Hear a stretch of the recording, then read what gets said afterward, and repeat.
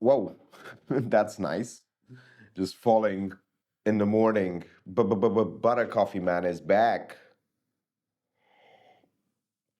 I've also done both of my protocols for filming.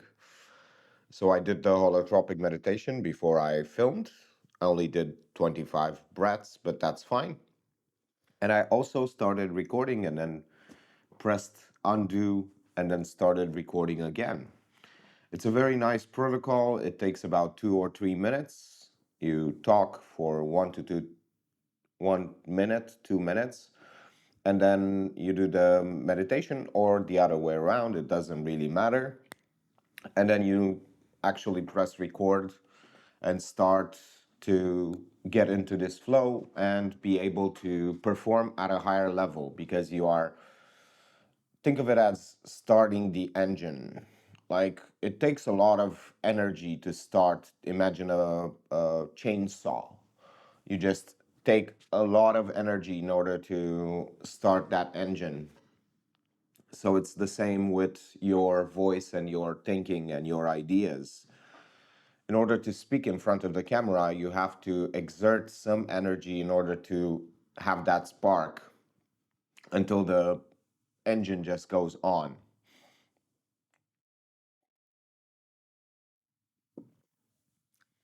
There are three, it's always nice to have more than one strategy for success. I have the Wim Hof method or the holotropic meditation, however you want to call it, where you take breaths very fast, you hyperventilate basically. Be careful if you have any health issues. And I have another strategy where I record and then undo, delete the recording and do it again so that I get into this flow. And I have another one, which is just doing a horse pose. I know it sounds funny, but it's a thing where you just sit as if you are sitting on a chair, but without the chair, and try to hold it as much as possible. And it really puts you in the same state as the, well, almost the same state. It's a bit different. And all three of these have different, all, go to the same purpose, but have different ways of getting there and different results. Like if I only did the pressing and deleting the footage, that would put me in a very calm, relaxed, able to deliver just wholesome content. If I want to get super laser focused and explain something, a topic, and really come up with beautiful sentences and understand that in order to put the idea forward, you need to articulate yourself in a coherent manner, then I would just do the holotropic meditation. But if I want to do something totally new and very, I don't know, that I haven't done before and it's a bit scary, let's say, then I would do the horse pose or I would basically do all three of them. And yeah, it just takes a few minutes, but you are so much more present. You have this ritual that you are doing. And I think it's such a great experience to be able to have a certain habit that you are doing before you are filming or before you are doing any kind of activity that is high energy, high intensity, high focus activity like filming videos.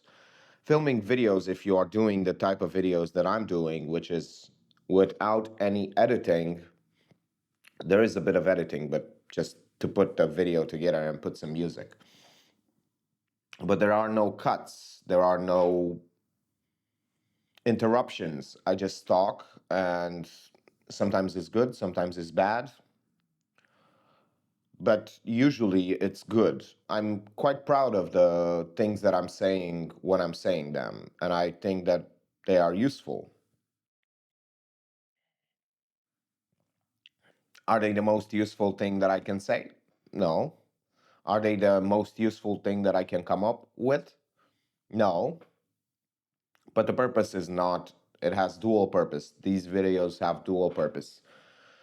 The first purpose is to be able, first thing in the morning, to start talking, to start performing, so that I build this habit, so I become this person who can speak in front of the camera even when they're having their coffee.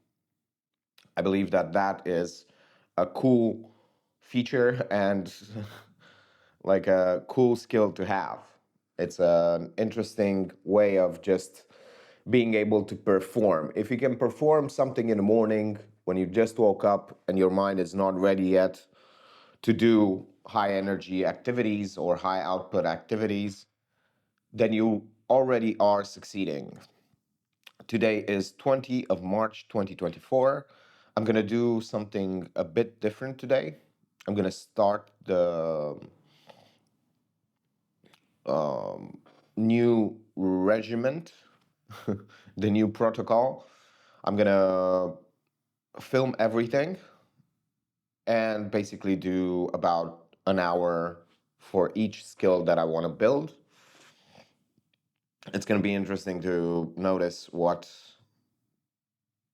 I'll be doing. I'm gonna do one course. There are gonna be some, this is the trial period for this new protocol because I'm going to face a lot of things that I'm not prepared for. Like, I imagine just setting up will take me half an hour. So that's going to be half an hour spent, but I'm going to still have it as a half an hour towards that goal. Because if you only keep track of the things that are have to do with the work itself and not the setup, not the materials, not the adjacent tasks, then you have a skewed perspective of what it takes to do that certain thing. And it's very important to know exactly how much time the setup takes, the getting into the idea to finding out what you're going to do and what you're going to film or come up with. Those parts are very important because they might be your biggest bottlenecks without even understanding that they are. So if you are just keeping track of the only the work and not the how much the time it takes to clean up your setup or make space for your filming or turn on the lights or whatever it is, you might not understand that those can be the biggest bottlenecks. I had this with courses. My biggest bottleneck was, well, I had two things that were the biggest roadblocks in my workflow: editing, and I had also the, what's it called, idea generation. I did not know, in order to have a lot of output you need also a lot of ideas. So I fixed the part with ideas very fast because I said, okay, I'm going to try all the ideas that I have, and 30% I'm just going to throw away. As in, I'm still going to film them, I'm still going to do them, but I'm just going to not edit them, not post them, not do anything. 30%. I'm just going to throw in the trash. And it turns out it's only 10% because you just make it work on certain, even though it might seem like a bad idea at the time, once you look back at it, you're like, this looks decent. It's going to make some money. So why not post it? So I still have about, in order to, it's a way to lower your standards for ideas so that you make more. I'm a firm believer in the fact that if you are lowering your standards you will have more action. And in turn, even though it might sound ridiculous to say, it will make you create more, which will improve quality. It's the way I see it is like you want to have, let's say you want to make 4 paintings a day, and you could be making 4 paintings a day at this level, but you want to be at this level, like right over here, which is double the amount. But now it takes you double the time. So instead of 4 paintings, you can, well, 4 times the time. So you can make 1 painting a day in at your highest level, but you can make 4 at this lower level. I would say it's a better idea to just go ahead and make the 4 for a while every day until you are 90% your ceiling. So first of all, your ceiling goes up, your skill that was taking you one day to make 1 painting goes up tremendously, even though you haven't worked at your highest level at your edge, but you've worked on the speed. So now it might take you one day to make 2 paintings at your previous highest level. So that's how you do the become more proficient and more fast. And it's a interesting way of doing things because you will never get faster if you don't train your speed. So you need to be doing the speed first and then trust that the skill will follow, because in order to have that kind of speed, you might think it's just about the practice, but it's also the habit of practicing the speed part. So you might be seeing, okay, what's the limit here? What is holding me back in this situation? What is needed? What is not? And it might be something that you are not really conscious of if you don't do like a week of just painting or whatever it is at the speed that you want to be at. Let's have some more coffee and then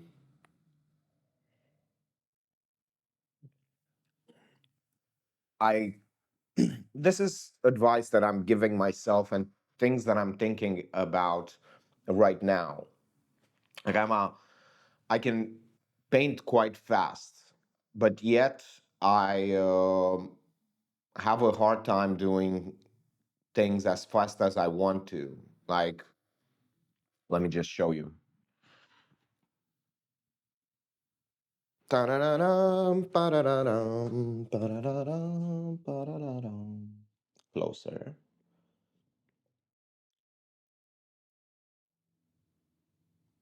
Yeah, just about here. So this one is finished. This one is not, and those ones are almost finished. Well, they are just started. So at this point, it takes me, I think, let's say 1 hour to just do the sketches like that for all 4 of them. And it takes me about 4 or 5 hours to finish the painting. So about 3 hours to get to this stage, which is just almost, this one is finished almost. I have to try to fix this part and it's finished over here. Over here, almost the same. So everything is almost finished in this area, but it needs more work in this area. This one is finished. It might have a little bit if I have 2 or 3 minutes to fix this area just a bit, but then the whole painting is finished.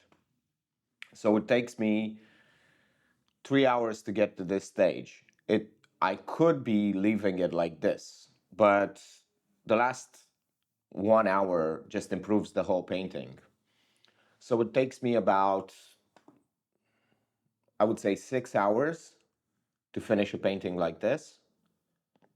So that's good. I could be doing two of them a day by working 10 or 12 hours.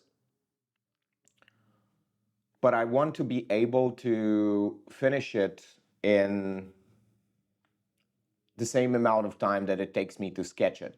And it is possible. I just don't know how. So if it takes me, let's say, an hour to sketch it like that, I would want to, after I sketch it, I would want to be able to do it in 1 hour on top. If I could do that and get to this quality, not really lower the quality, but if it's needed to lower the quality, I'm just gonna do it. I'm just gonna lower the quality, and that's okay. But I need to. It's a skill thing. I know it's possible, but I need to understand how to do it. And the way I'm thinking about it right now, it's exactly how I explained to you, how I said that basically you need to be